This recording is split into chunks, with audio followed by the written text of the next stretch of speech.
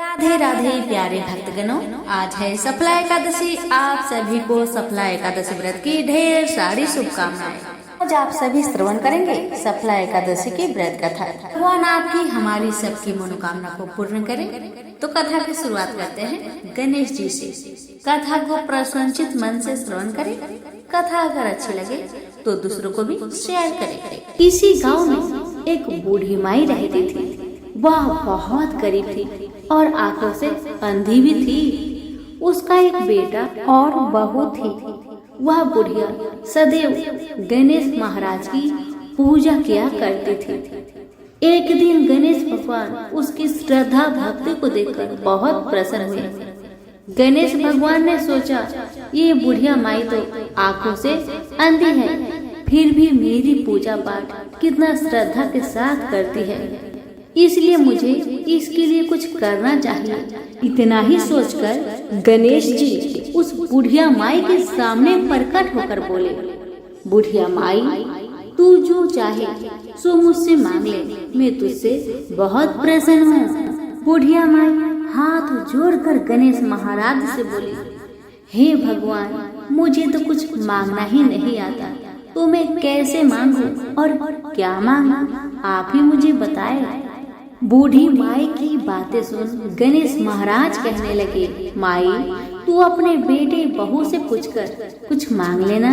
तब बूढ़ी माई ने अपने बेटे से कहा, बेटा, गणेश जी कहते हैं कि तू कुछ मांग ले, तो तुम बताओ बेटा, मैं क्या मांगू। बेटा ने कहा, माँ, तुम ढेर सारा धन दौलत मांग ले। बहू से पूछा तो बहू ने कहा कि आप नाती मांग लीजिए माँ जी। तब बूढ़ी माई मन ही मन में सोचने लगी, बेटा बहू तो सिर्फ अपने लिए ही सोच रहे हैं, मेरे लिए तो कोई सोचता ही नहीं। इतना सोचकर बूढ़ी माई ने सोचा, एक बार अपनी पड़ोसन से पूछ कर आऊं कि मेरी पड़ोसन क्या कहती है। बुढ़िया ने पड़ोसन से पूछा तो उसने कहा, बुढ़िया माई, तो थोड़े दिन ही जिएगी, क्या तू धन मांगे और क्यों नाती मांगे, तू तो अपनी आंखों की रोशनी मांग ले, जिससे तेरी जिंदगी आराम से कट जाएगी। बेटा बहू और पड़ोसन का राय लेकर बुढ़िया माई गणेश महाराज के पास आई और बोली, हे गणेश महाराज, यदि आप मुझ पर प्रसन्न है तो मुझे 9 करोड़ की माया दे, निरोगी काया दे, अमर सुहाग दे, आंखों की रोशनी दे, नाती दे, पोता दे और सब परिवार को सुख दे और अंत में मोक्ष दे। बुढ़िया माई की बातें सुन गणेश जी कहने लगे, बुढ़िया माई, तुमने तो हमें ठग लिया, फिर भी जो तूने मांगा वचन के अनुसार सब कुछ तुझे मिलेगा। यह कहकर गणेश महाराज अंतर ध्यान हो गए। उधर बूढ़ी माई ने जो कुछ मांगा वह सब कुछ मिल गया। गणेश जी महाराज, जैसे आपने उस बुढ़िया माँ को सब कुछ दिया, वैसे ही सबको देना। कहानी कहने वाले, सुनने वाले, पुकारे भरने वाले सभी के परिवार पर अपनी कृपा सदा बनाए रखना। सभी मिलकर बोलिए, गणेश भगवान की जय हो। एक बार विष्णु जी से नाराज होकर पत्नी लक्ष्मी धरती पर आ गई थी। कुछ समय बाद विष्णु जी भी धरती पर पहुंच गए, क्योंकि लक्ष्मी जी गोदावरी नदी के किनारे आश्रम में रहते थे। इसीलिए विष्णु जी भी शेषाद्री नदी के पास एक पहाड़ी पर रहने लगे। इस झगड़े से भगवान शिव और ब्रह्मा जी गाय और बछड़े का रूप धारण करके धरती पर आए और चोल राजा के यहाँ रहने लगे। इन दोनों का ग्वाला रोज उसी पहाड़ी पर ले जाता था जहाँ विष्णु जी रहा करते थे। ब्रह्मा जी गाय के रूप में अक्सर सारा दूध विष्णु जी को पिला देते थे, लेकिन ग्वाला दूध के खत्म हो जाने के वजह से परेशान था। ऐसे में एक दिन उसने गाय का पीछा किया और पहाड़ी के भीतर कौन है ये जानने के लिए उसने पहाड़ी पर कुल्हाड़ी मार दी, जो कि सीधे विष्णु जी को लगी और उनके खून निकलने लगे। अपने शरीर से निकलते खून को रोकने के लिए भगवान विष्णु वराह स्वामी की समाधि पर पहुंचे। इस वक्त वराह स्वामी ने ये कहकर मदद करने की बात कही कि विष्णु से पहले वरा स्वामी की उपासना की जाएगी। वरा स्वामी सुअर के रूप में विष्णु के तीसरे अवतार है।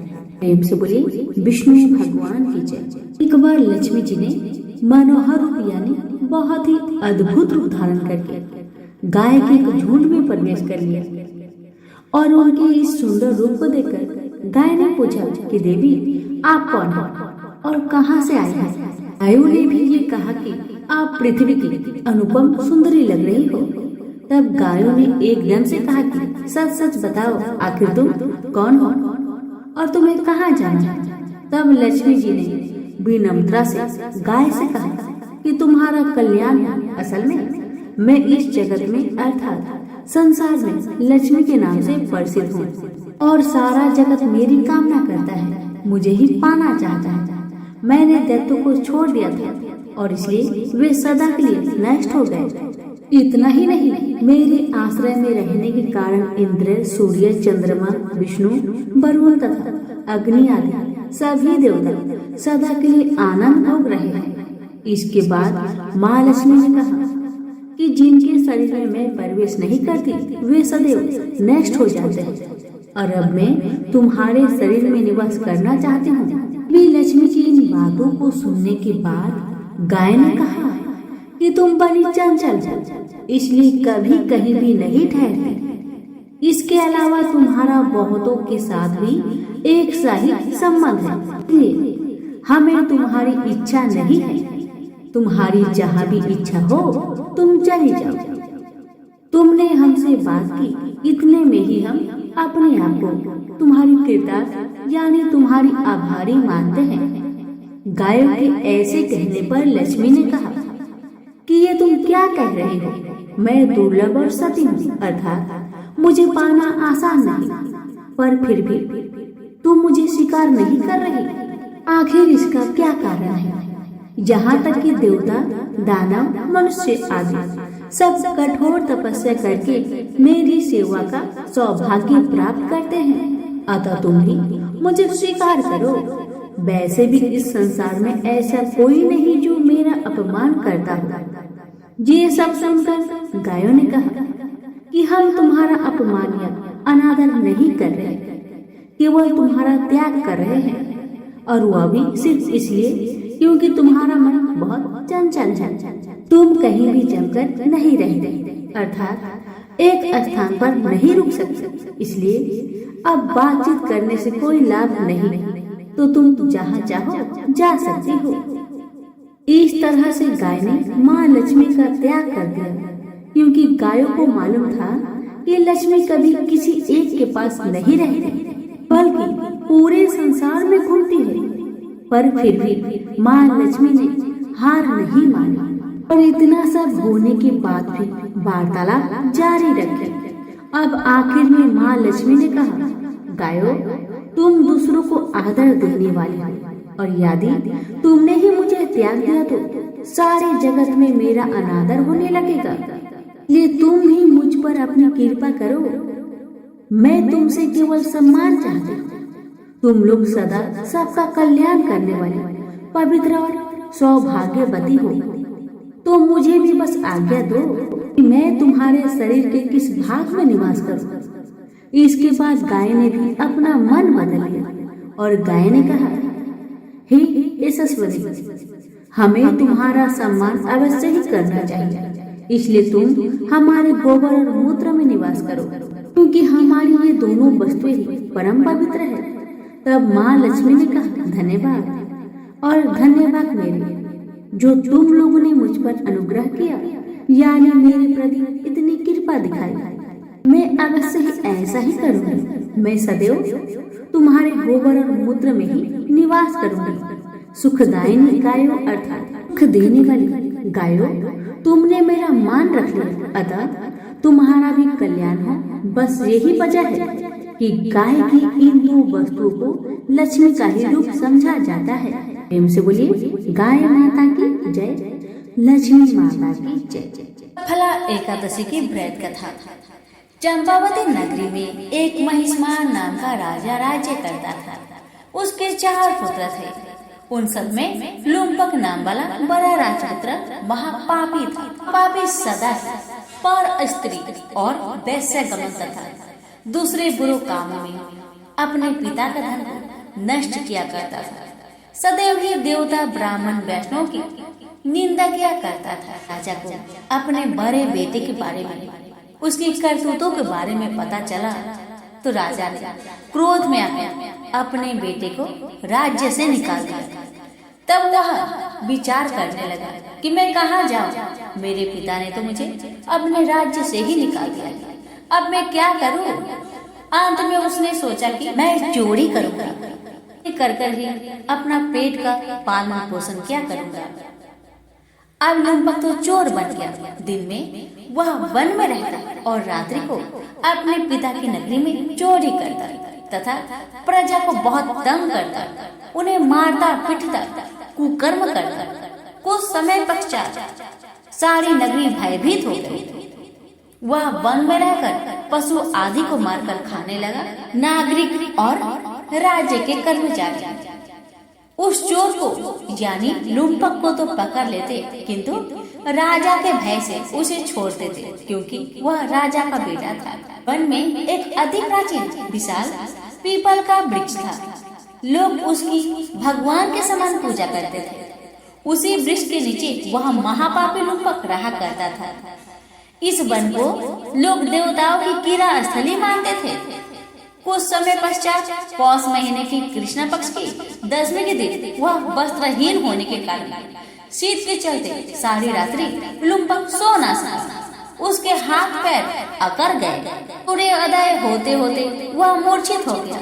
दूसरे दिन एकादशी को मध्य के समय सूर्य की गर्मी पाकर उसकी मूर्छा दूर हुई। गिरता पड़ता वह भोजन की तलाश में निकला। लुम्पक का शरीर कमजोर होने के कारण वह तो पशुओं को मारने में भी असमर्थ था, अतः पैरों पे चढ़ भी नहीं सकता था। अब पैरों के नीचे गिरे हुए फल को उठाकर वह वापस उसी पीपल वृक्ष के नीचे आ गया। उस समय भगवान सूर्य अस्त हो चुके थे। वृक्ष के नीचे फल रखकर कहने लगा, हे भगवान, अब आपके ही अर्पण है ये फल, आप ही तृप्त हो जाइए। उस रात्रि को दुख के कारण लुम्पक को नींद भी नहीं आई। उसके इस उपवास और रात्रि जागरण से भगवान अत्यंत प्रसन्न हो गए। उसके सारे पाप को भगवान ने नष्ट कर दिए। दूसरे दिन प्रातः एक अति सुंदर घोड़ा अनेक सुंदर वस्तुओं से सजा हुआ लुम्पक के सामने आकर खड़ा हो गया। उसी समय आकाशवाणी हुई कि हे राजपुत्र, नारायण की कृपा से, लक्ष्मी नारायण की कृपा से तेरे सारे पाप नष्ट हो गए हैं। अब तू अपने पिता के पास जाकर राज्य को प्राप्त कर। ऐसी वाणी सुनकर वह अत्यंत प्रसन्न हुआ और दिव्य वस्त्र धारण करके भगवान की जय जयकार लगाकर जय हो कहकर अपने पिता के पास गया। उसके पिता ने प्रसन्न होकर उसे समस्त राज्य का भार सौंप दिया और वन का रास्ता लिया। अब लुम्पक शास्त्र अनुसार राज्य करने लगा। उसके स्त्री पुत्र आदि सारा कुटुंब भगवान नारायण का परम भक्त हो गया। वृद्ध होने पर वह भी अपने पुत्र को राज्य का भार सौंप वन में तपस्या करने चला गया और अंत समय में वैकुंठ को प्राप्त हुआ। अतः जो मनुष्य इस परम पवित्र सफला एकादशी का व्रत करते हैं उसे अंत में मुक्ति मिलती है। नहीं करते वे पूंछ और सींगों से रहित पशुओं के समान है। ये सफला एकादशी के महात्म्य को पढ़ने से अथवा श्रवण करने से मनुष्य को अश्वमेध यज्ञ का फल प्राप्त होता है।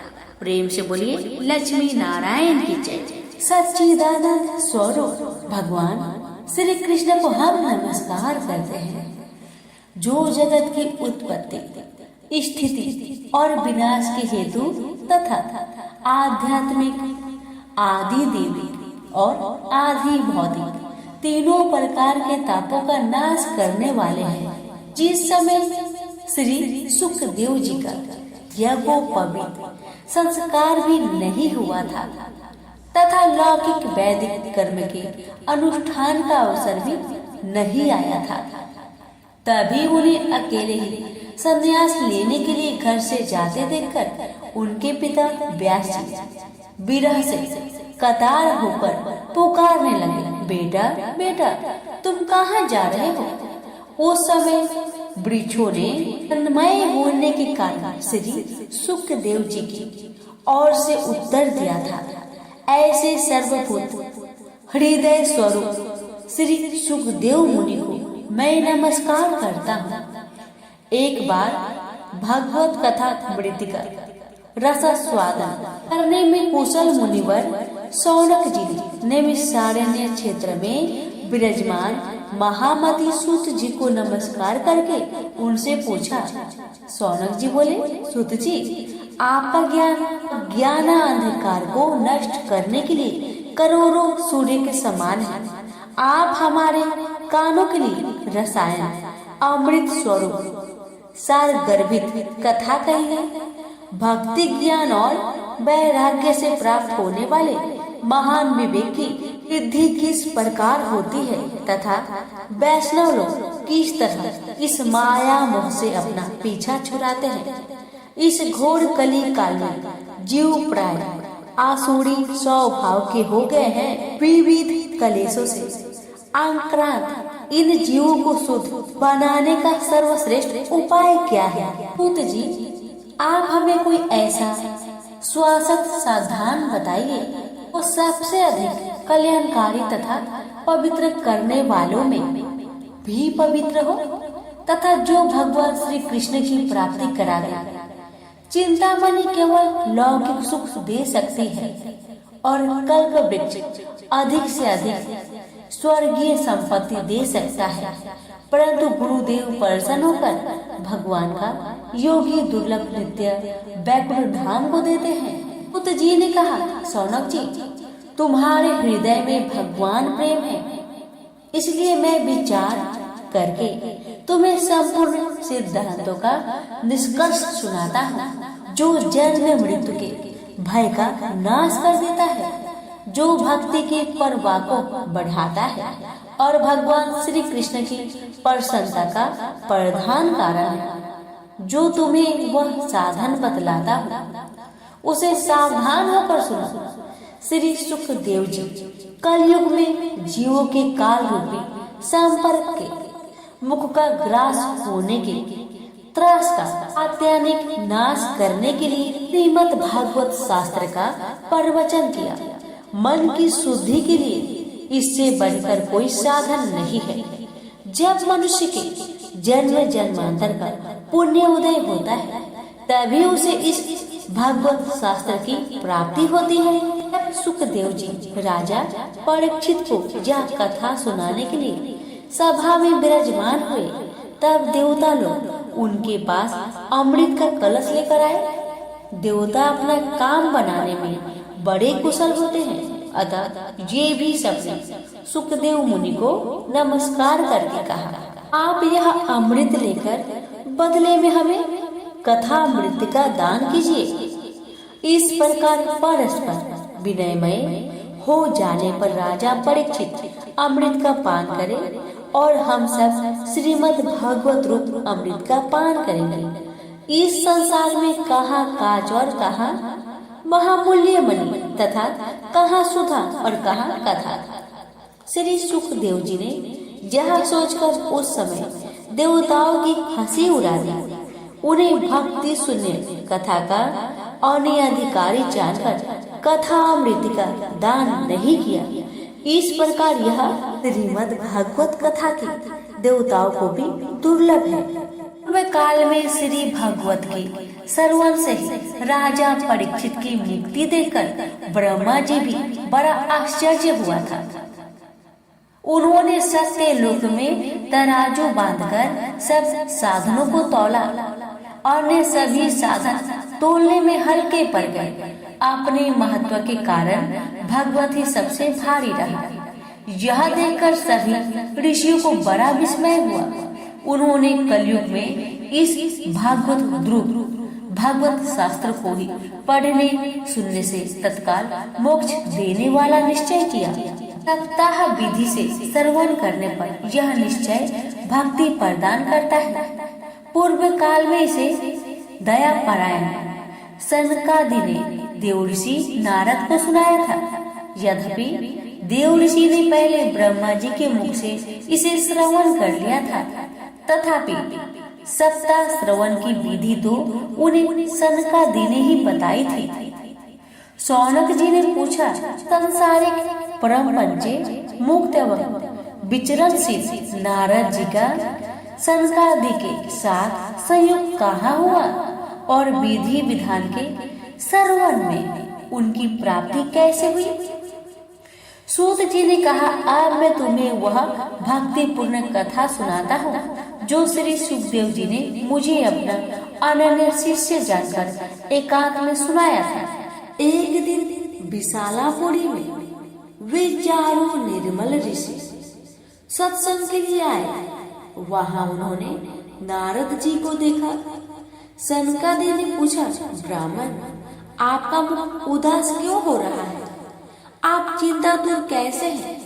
इतनी जल्दी जल्दी आप कहाँ जा रहे हैं और आपका आगमन कहाँ से हो रहा है? इस समय तो आप उस पुरुष के समान व्याकुल जान पड़ते हैं जिसका सारा धन लूट गया है। आप जैसे आसक्ति रहित पुरुष के लिए यह उचित नहीं है। इसका कारण बताया। नारद जी ने कहा, मैं सर्वोत्तम लोक समझकर पृथ्वी में आया था। यहाँ पुष्कर, प्रयाग, काशी, गोदावरी, हरिद्वार, कुरुक्षेत्र, श्रीरंग और सेतुबंध आदि कई तीर्थ में इधर उधर विचरता रहा, किंतु मुझे कहीं भी मन को संतोष देने वाली शांति नहीं मिली। इस समय अधर्म के सहायक कलि युग के सारी पृथ्वी को पीड़ित कर रखा है। अब यहाँ सत्य, तप, शौच, दया, दान आदि कुछ भी नहीं है। बेचारे जीव केवल अपना पेट पालने में लगे हुए हैं। वे असत्य भाषी, आलसी, मंदबुद्धि, भाग्यहीन, उपद्रवग्रस्त हो गए हैं। जो साधु संत कहे जाते हैं वे पूरे पाखंडी हो गए हैं। देखने में तो वे विरक्त हैं, किंतु स्त्री धन आदि सभी का परिग्रह करते हैं। घरों में स्त्रियों का राज्य है। सारे सलाहकार बने हुए हैं।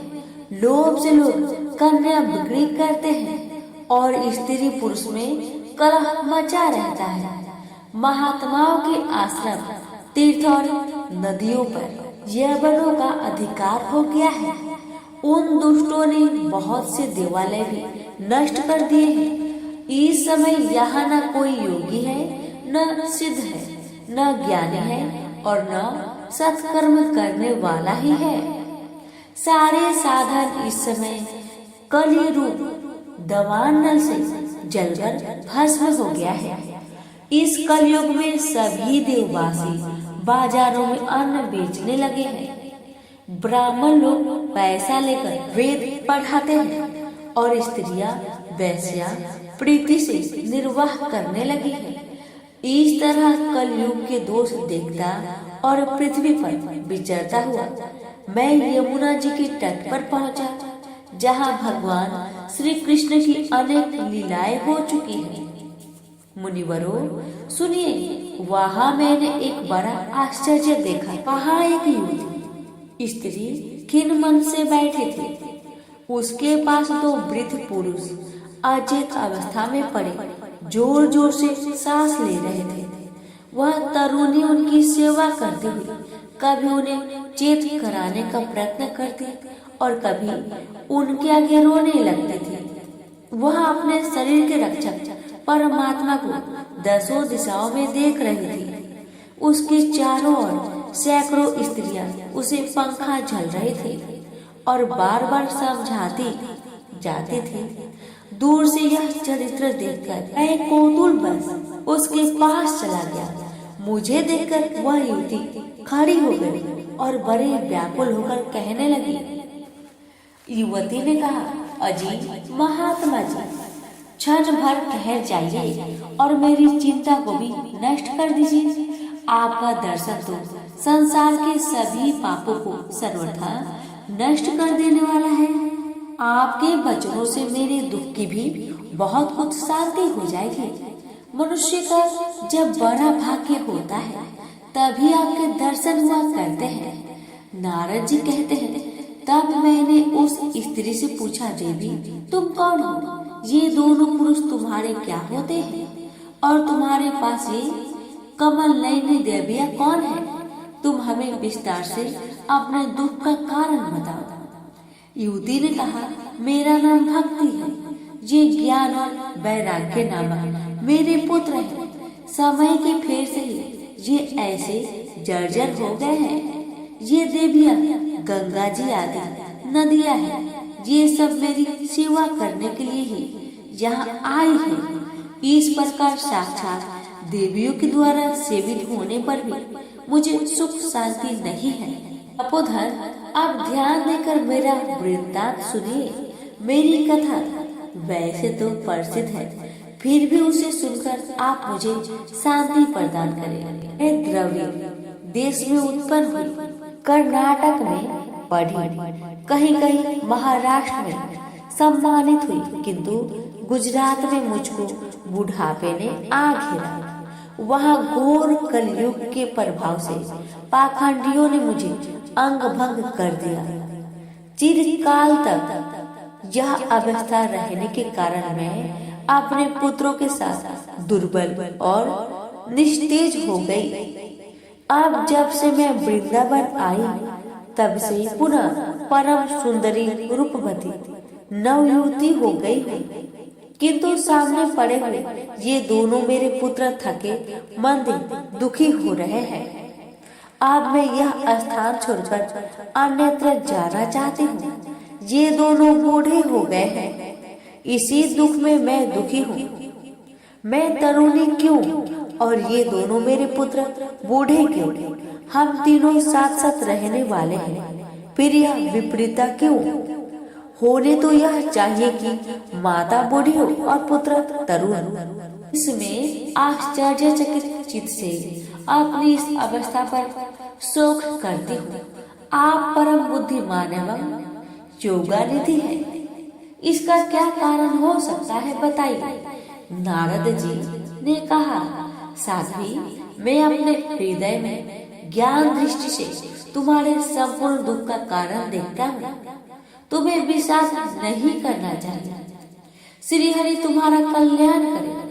सूत जी कहते हैं, मुनिवर, नारद जी एक क्षण में ही उसका कारण जानकर कहा, देवी सावधान होकर सुनो, यह दारुण कलयुग है। इसी से इस समय सदाचार, योग मार्ग और तप आदि सभी लुप्त हो गए हैं। लोग सठता और दुष्कर्म में लगकर आधासुर बन रहे हैं। संसार में जहाँ देखो वही सत्पुरुष दुख से मलान है और दुष्ट सुखी हो रहे हैं। इस समय जिस बुद्धिमान पुरुष का धैर्य बना रहे, वही बड़ा ज्ञानी या पंडित है। पृथ्वी क्रमशः प्रतिवर्ष शेष जी के लिए भार रूप होती जा रही है। अब यह छूने योग तो क्या देखने योग भी नहीं रह गई है और न इसमें कहीं मंगल ही दिखाई देता है। अब किसी को पुत्र के साथ तुम्हारा दर्शन भी नहीं होता। विषयानुराग के कारण अंधे बने हुए जीव से उपेक्षित होकर तुम जर्जर हो रहे हो। वृंदावन के संयोग से तुम भी नवीन तरुणी हो गई हो। अतः यह वृंदावन धाम धन्य है, जहाँ भक्ति सर्वत्र नित्य कर रही है। परंतु तुम्हारे इन दोनों पुत्रों का यहाँ कोई ग्राहक नहीं है, इसलिए इनका बुढ़ापा नहीं छूट रहा है। यहाँ इनको कुछ आत्म सुख की प्राप्ति होने के कारण ये सोते से जान करते हैं। भक्ति ने कहा, राजा परीक्षित ने इन पापी कलियों को क्यों रहने दिया? इसके आते ही सब वस्तुओं का सार न जाने कहाँ चला गया। करुणा में श्री हरि से भी यह अधर्म कैसे दिखा जाता है? मुने, मेरा यह संदेह दूर कीजिए।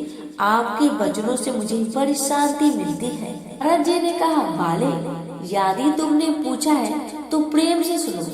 कल्याणी, मैं तुम्हें सब बताऊंगा और तुम्हारा दुख दूर हो जाएगा। जिस दिन भगवान श्री कृष्ण इस भूलोक को छोड़कर अपने परम धाम को पधारे, उसी दिन से यहाँ संपूर्ण साधनों में बाधा डालने वाला कलयुग आ गया है। दिग्विजय के समय राजा परीक्षित की दृष्टि पड़ने पर कलयुग दिन के समान उनकी शरण में आया। भ्रम के समान सारग्राही राजा ने यह निश्चय किया कि इसका वध मुझे नहीं करना चाहिए, क्योंकि जो फल तपस्या, योग एवं समाधि से भी नहीं मिलता, कलयुग में वही फल तेरी हरि कीर्तन से ही भली भांति मिल जाता है। इस प्रकार सारहीन होने पर भी उसे एक ही दृष्टि से सारयुक्त देखकर उन्होंने कलयुग में उत्पन्न होने वाला जीवों के सुख के लिए ही इसे रहने दिया था।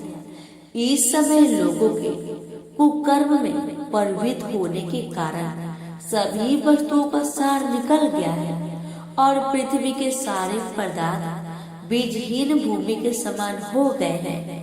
ब्राह्मण केवल अन्न धन आदि के लोभ बस घर घर एवं जन जन को भगवत की कथा सुनाने लगे हैं, इसलिए कथा सार चला गया। तीर्थ में नाना प्रकार के अत्यंत घोर कर्म करने वाले नास्तिक और नारकी पुरुष भी रहने लगे हैं, इसलिए तीर्थों का भी प्रभाव जाता रहा। जिनका चित्त निरंतर काम, क्रोध, महान लोभ और तृष्णा से तपता रहता है, वे भी तपस्या ढोंग करने लगे हैं, इसलिए तप का भी सार निकल गया। मन पर काबू न होने के कारण तथा लोभ, दम और पाखंड का आश्रय लेने के कारण एवं शास्त्र का अभ्यास न करने से ध्यान योग फल मिट गया है। पंडितों की यह दशा है कि वे अपनी स्त्रियों के साथ पशु की तरह रमन करते हैं। उनमें संतान पैदा करने की ही कुशलता पाई जाती है। मुक्ति साधनों में सर्वथा अकुशल है। संप्रदाय अनुसार प्राप्त हुई वैष्णवता भी कहीं देखने में नहीं आती। इस प्रकार जगह जगह सभी वस्तुओं का सार लुप्त हो गया है। यह तो इस युग का स्वभाव है, इसमें किसी का दोष नहीं है। इसी से पुंडरीकाक्ष भगवान बहुत समीप रहते हुए भी यह सब सह रहे हैं। तो जी कहते हैं, सौनक जी, इस प्रकार देव ऋषि नारद के वचन सुनकर भक्ति को बड़ा आश्चर्य हुआ। फिर उसने जो कुछ कहा उसे सुनिए। भक्ति ने कहा, देव ऋषि आप धन्य हैं। मेरा बड़ा सौभाग्य था जो आपका समागम हुआ। संसार में साधुओं का दर्शन ही समस्त सिद्धियों का परम कारण है। आपका केवल एक बार का उपदेश धारण करके यादु कुमार प्रहलाद ने माया पर विजय प्राप्त कर ली थी। ध्रुव ने भी आपकी कृपा से ही ध्रुव पद प्राप्त किया था। आप सर्व मंगलमय और साक्षात श्री ब्रह्मा जी के पुत्र हैं। मैं आपको नमस्कार करती हूँ। प्रेम से बोलिए लक्ष्मी नारायण की जय।